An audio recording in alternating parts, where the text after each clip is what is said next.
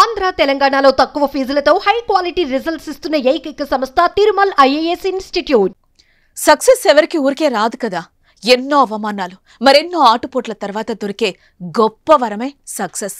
ఎన్నో ఉలిదెబ్బలు తింటే కానీ శిలా శిల్పంగా మారదు. అదే మనిషి జీవితంలోనూ జరుగుతుంది. అలాంటిదే ఇక్కడ జరిగింది.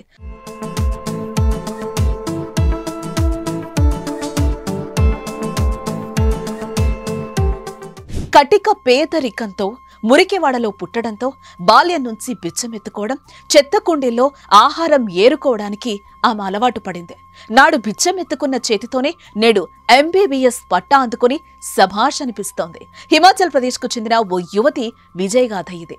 2004లో మక్లోడ్గంజ్ వీధుల్లో బిచ్చం కోసం ఓ 4 ఏళ్ల అమ్మాయి నిత్యం తిరుగుతూ ఉండేది. చెత్త కుండీల్లో ఆహారం ఏరుకుంటూ జీవనం సాగించేది. తల్లిదండ్రులకు అదే పని కావడంతో ఆమెకు అదే అలవాటైంది. అయితే రోజులానే ఆ రోజు కూడా 4 ఏళ్ల పింకీ చెత్త కాగితాలు ఏరుకుంటూ టిబెటన్ శరణార్థ సన్యాసి లాబ్సంగ్ జామ్యాంగ్ కంటపడింది.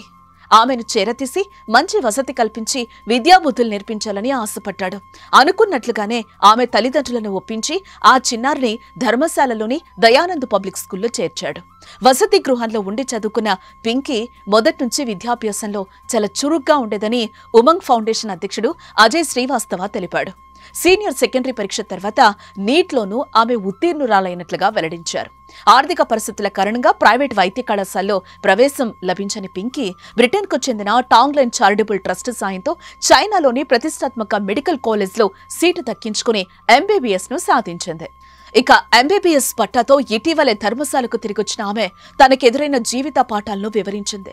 బాల్యం నుంచి పేదరికం తనకు సవాలుగా నిలిచిందని తెలిపింది. మురికివాడల నేపథ్యమే తనకు పెద్ద స్ఫూర్తినిచ్చిందన్నారు. తాను కఠిన పేదరికం నుంచి వచ్చిన అమ్మాయిని కాబట్టి వారి బాధలను స్వయంగా దగ్గర నుంచి చూసింది. దీంతో ఓ వైద్యురాలిగా పేదలకు సేవ చేస్తా అంటుంది పింకీ. అయితే భారత్లో ప్రాక్టీస్కు అర్హత కోసం పింకీ ఇప్పుడు మరో పరీక్షకు రేయింబౌళ్లు చదువుతోంది, సిద్ధమవుతోంది.